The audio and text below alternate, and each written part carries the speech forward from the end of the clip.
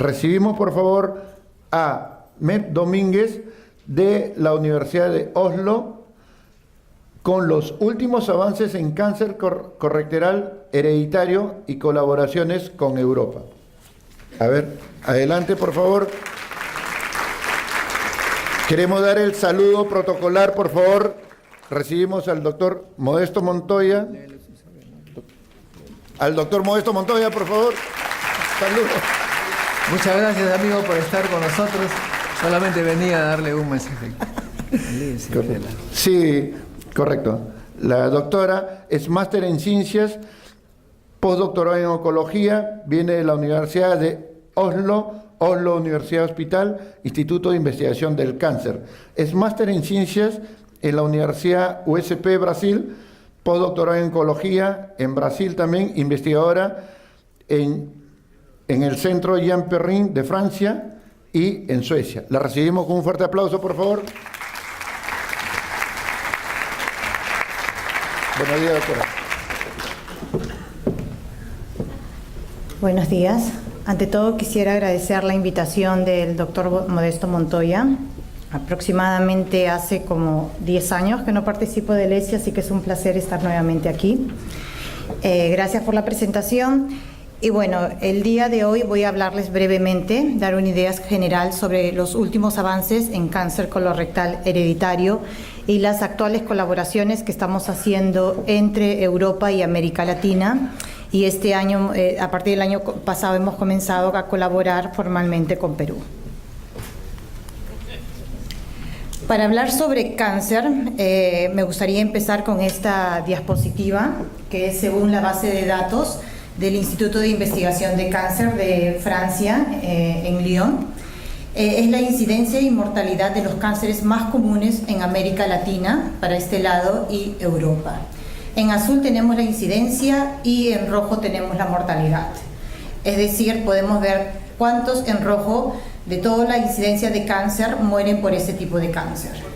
En América Latina y el Caribe, los cánceres más frecuentes, como podemos ver acá, son el cáncer de próstata, el cáncer de mama, seguido por el cáncer cérvico y seguido por el cáncer colorectal, que va a ser el foco de atención de los próximos slides.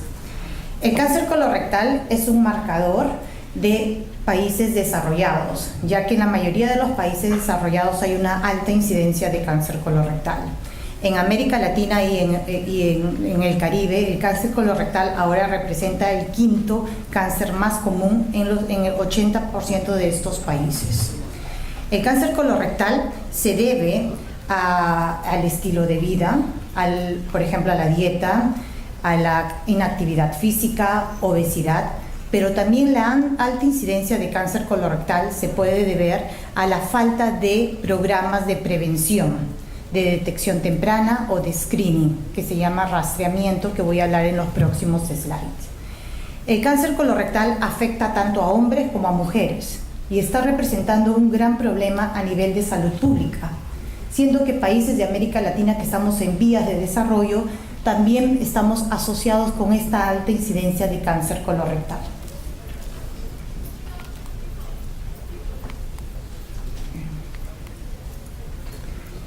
Me gustaría mostrarles y explicarles este slide que fue presentado en el Fórum Económico Mundial en el año 2016, que identificaron 5 desafíos en el área de salud, del cuidado de la salud para América Latina.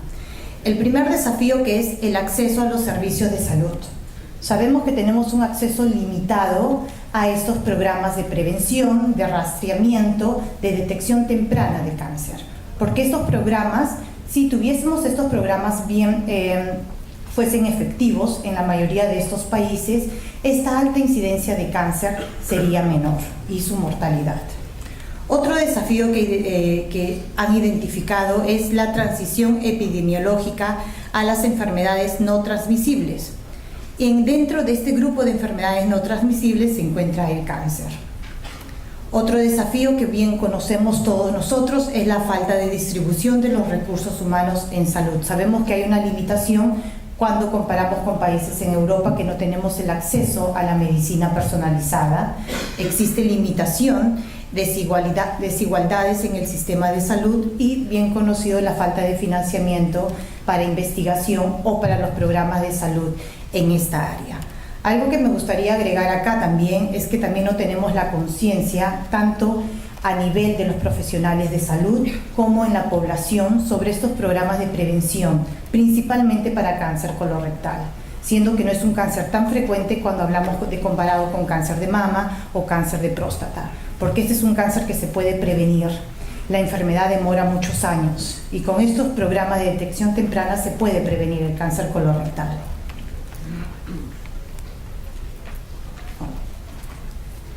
Y bueno, ya que estoy hablando bastante de sistemas de acá, screening o rastreamiento y de detección temprana, me gustaría diferenciar estos dos conceptos.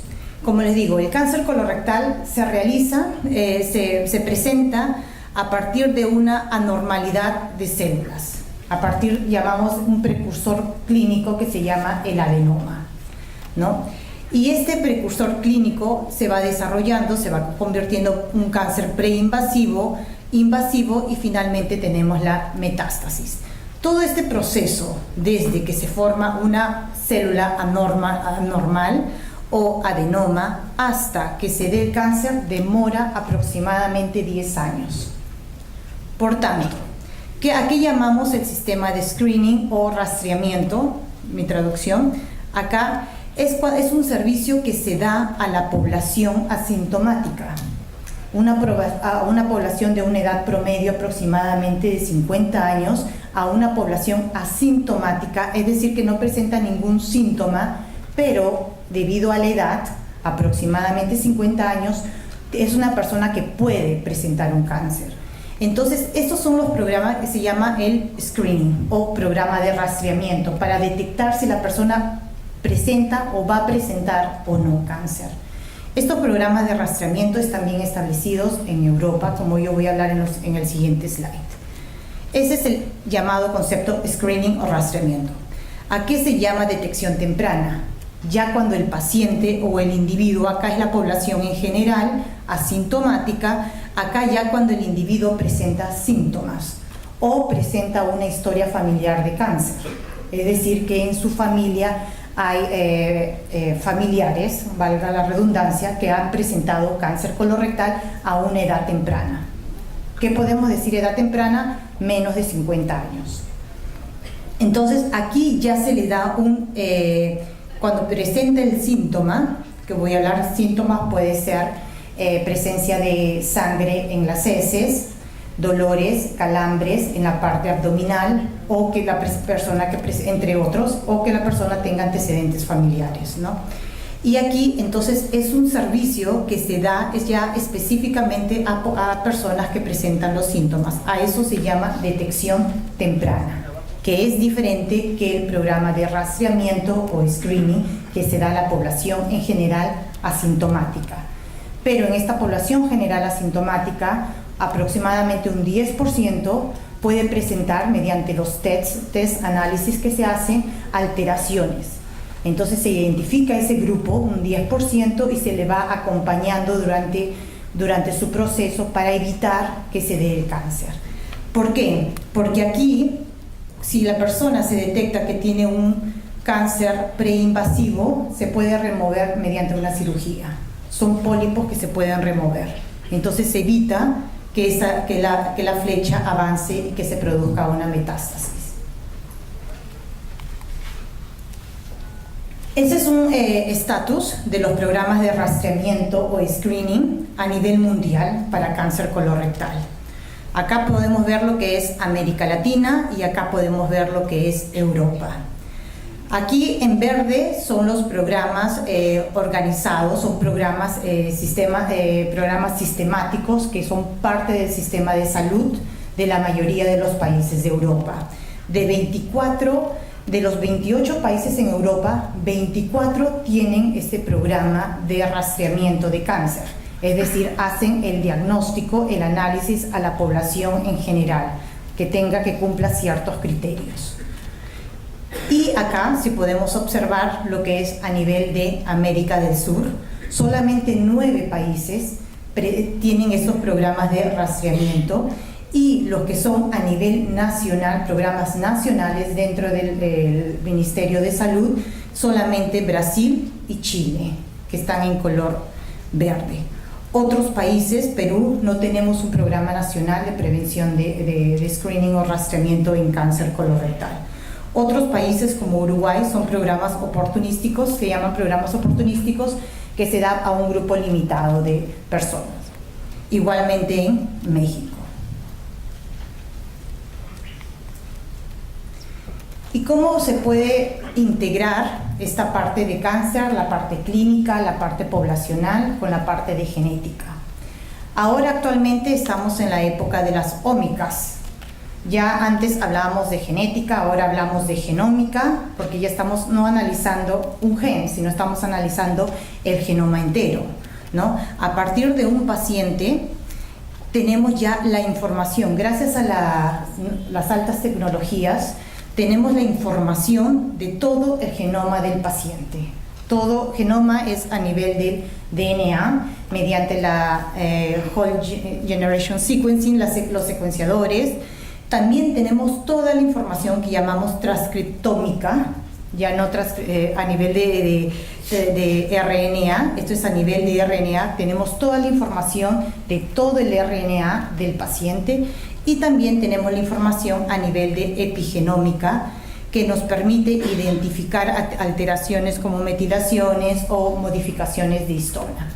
Entonces estamos ya en la época de las ómicas, gracias a la tecnología, y esta época de las ómicas también, así como nos provee mucha información, tenemos toda la información del genoma humano en nuestras manos, en nuestras computadoras, también nos brindan desafíos. Cómo analizar todos estos datos, ¿no? Entonces viene una parte que es muy importante hoy en día, porque esto bueno, todavía se sigue, ahora todo es automatizado, ya no es se hace manualmente en el laboratorio, todos son máquinas, pero lo que más importante hoy en día es el análisis de los datos, la bioinformática, cómo analizar todo el genoma, cómo interpretar el genoma, porque es toda la secuencia del DNA, cómo a partir de una secuencia de DNA yo puedo asociar que específicas alteraciones están asociados o no con el desarrollo de cáncer. Eso entonces se hace a partir de esos análisis de datos. Yo voy a identificar alteraciones como por ejemplo mutaciones puntuales a partir del ADN, o como por ejemplo diferente expresión a partir de RNA o metilaciones. Todos estos datos se tienen que integrar y se tienen que interpretar. Y para eso existen todas las herramientas de la bioinformática, de tal manera que nos permita que a partir del paciente, a partir del genoma, transcriptoma del paciente, yo interprete esos datos, los asocie con la presencia de diferentes cánceres o enfermedades, y pueda entender y pueda tener una aplicación directa en la clínica, en el paciente. No va a quedar en la teoría, todo es una secuencia. En este sentido voy a hablar, ya que los primeros slides le he hablado de cáncer colorectal en general, a qué se deben los factores de riesgo, y en una de los slides comenté que un factor de riesgo de cáncer colorectal es la historia familiar, antecedentes familiares. Ese tipo de cáncer que se debe a los antecedentes familiares, a la historia familiar, se llama cáncer colorectal hereditario.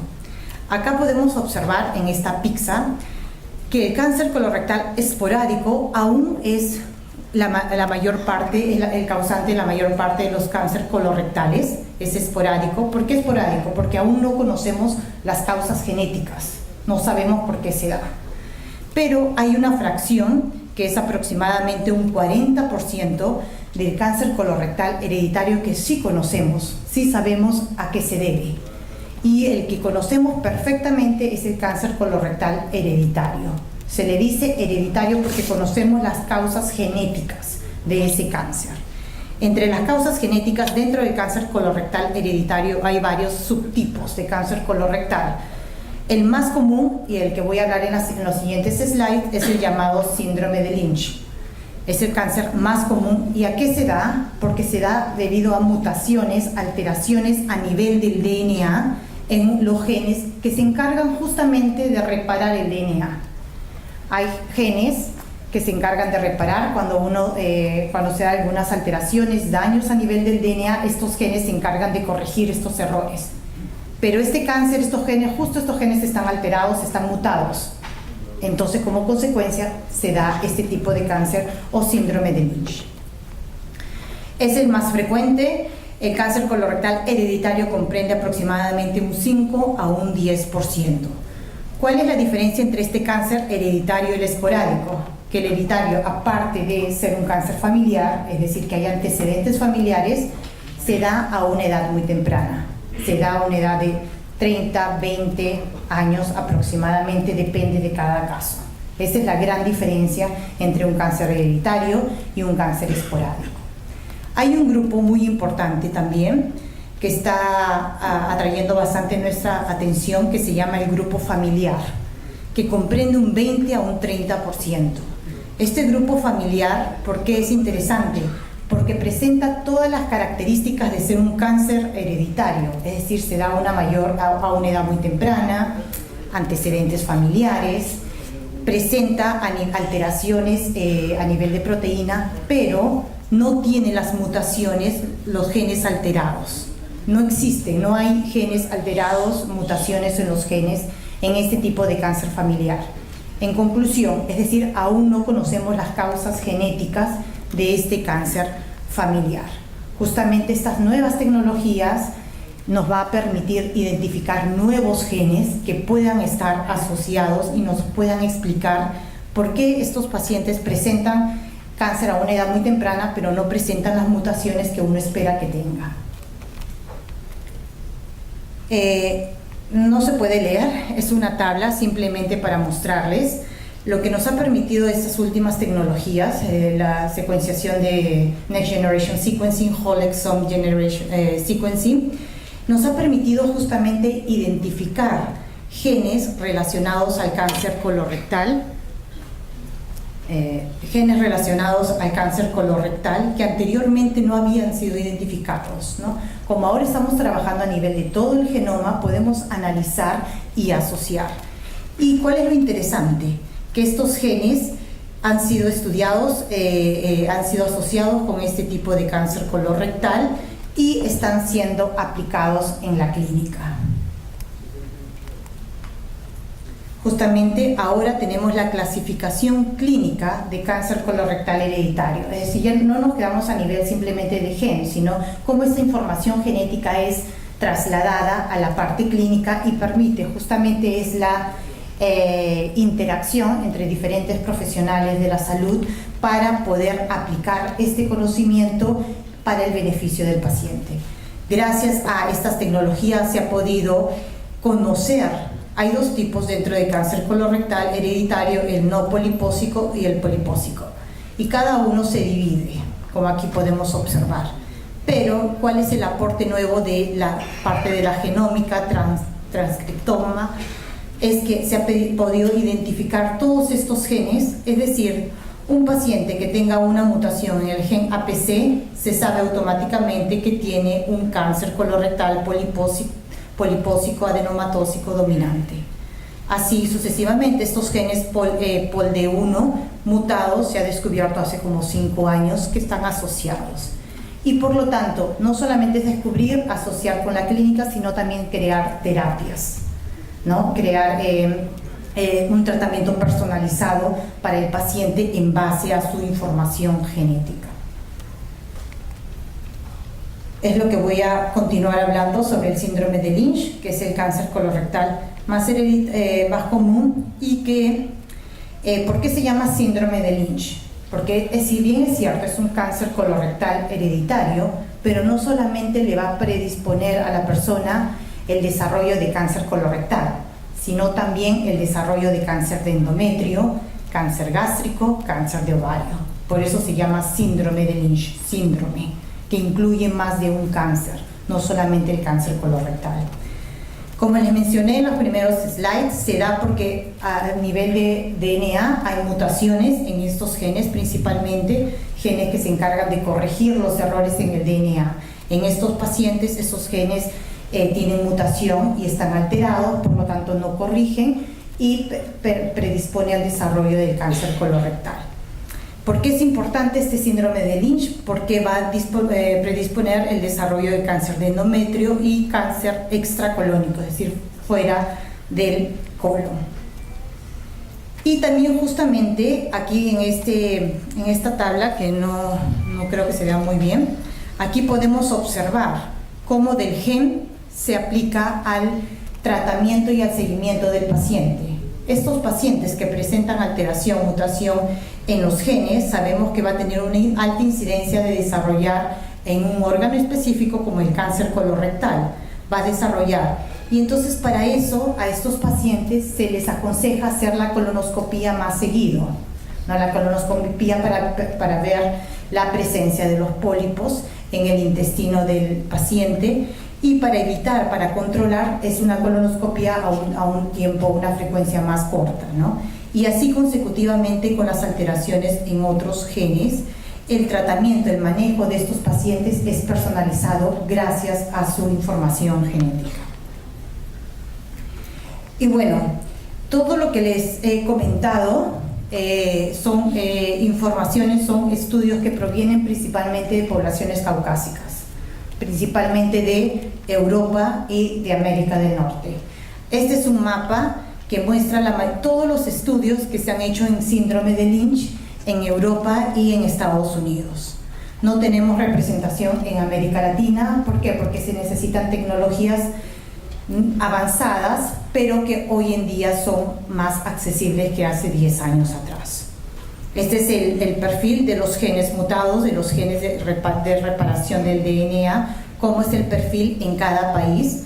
Este es en Noruega, este es en Estados Unidos, en España. No tenemos en Latinoamérica. Y justamente con esa finalidad y viendo esa falta de estudios en América del Sur, en Perú principalmente, decidimos realizar el primer trabajo colaborativo en síndrome de Lynch.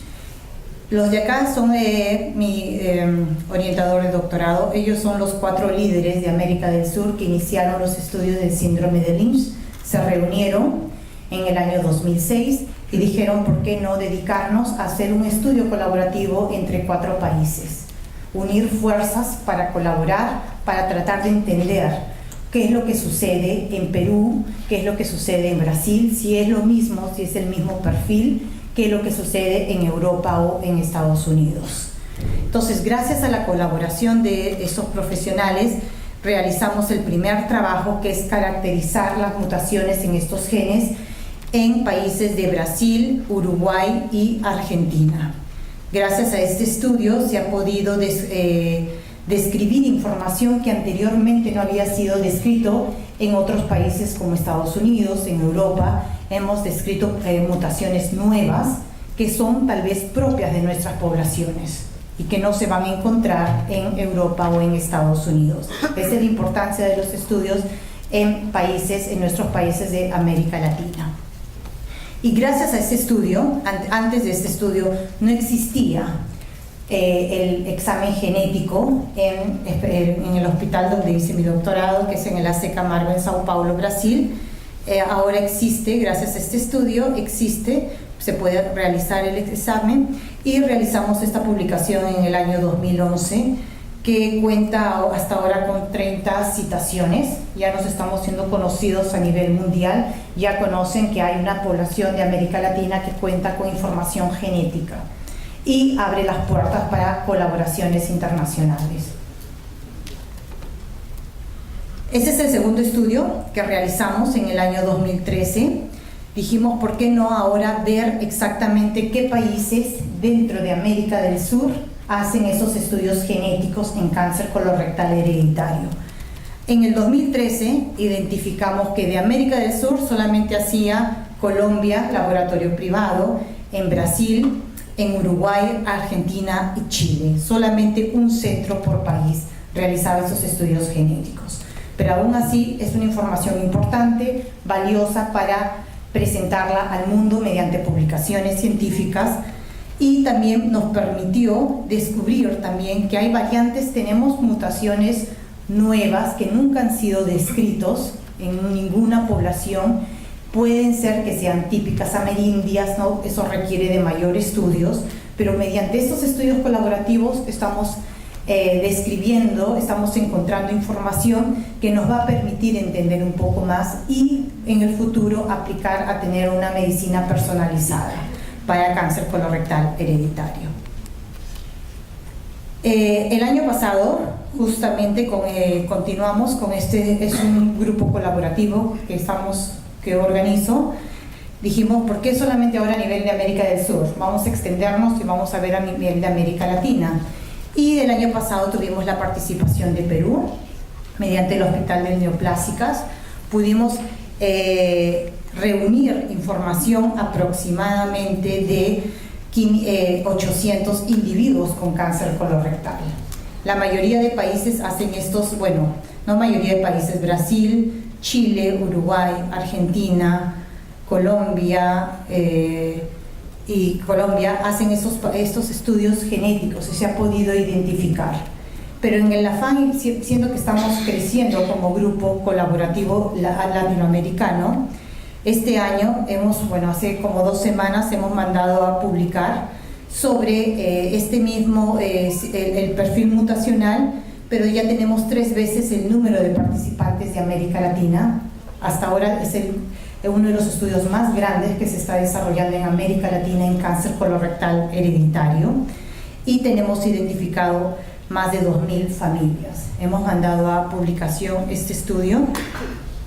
Y bueno, también hay otros países que no hacen esos estudios genéticos, pero sí hacen estudios un poco a nivel de proteína.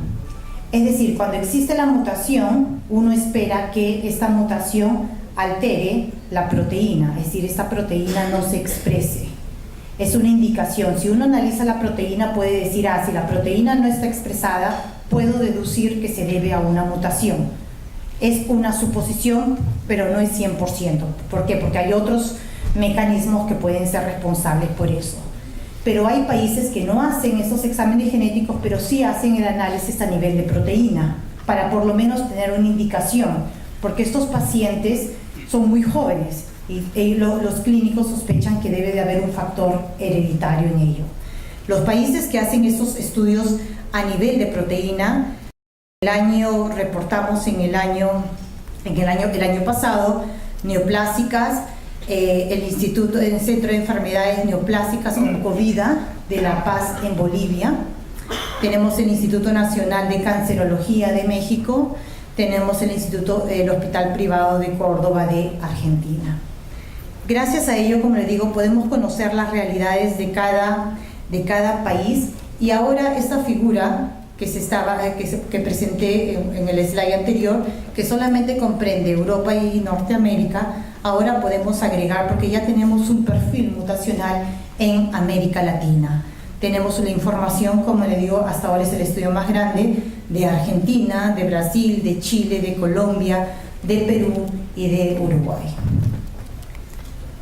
Simplemente para mencionar que como grupo latinoamericano tenemos publicaciones científicas. Hasta ahora tenemos aproximadamente 20 publicaciones científicas con el objetivo de transmitir las experiencias, los conocimientos y la situación en que se encuentra América Latina. El año pasado también ganamos un premio, y en el año 2014 nos hemos reunido en Sao Paulo para justamente discutir estos trabajos colaborativos de América del Sur. Y justamente, dado que estamos mostrando cuál es la realidad de la situación en cáncer colorectal, en cáncer en América del Sur, gracias a esta iniciativa y gracias a estos antecedentes, porque todos los trabajos de investigación que son publicados se muestran al mundo y los investigadores conocen y tienen interés en colaborar. Gracias a ello, este año hemos presentado un proyecto a la Unión Europea, este es mi jefe del Instituto de Investigación de Cáncer de Oslo, hemos presentado justamente un programa, un proyecto que va a mapear, va a establecer estos programas de prevención en cáncer colorectal que no tenemos en la mayoría de los países de América Latina, con la finalidad de que simplemente de reducir la incidencia de cáncer colorectal.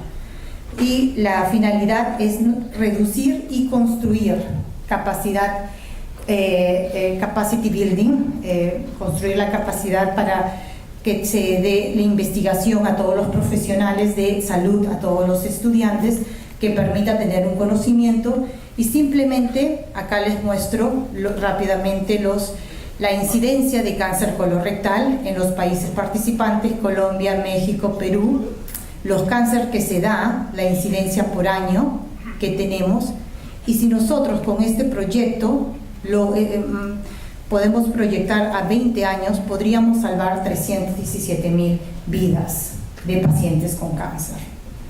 Y bueno, ya estoy en el tiempo, sí. Entonces, bueno, quería presentar estos proyectos colaborativos con la finalidad y siempre mostrando la asociación de los estudios latinoamericanos con Europa y cómo se puede reducir la incidencia de cáncer en nuestros países. Muchas gracias.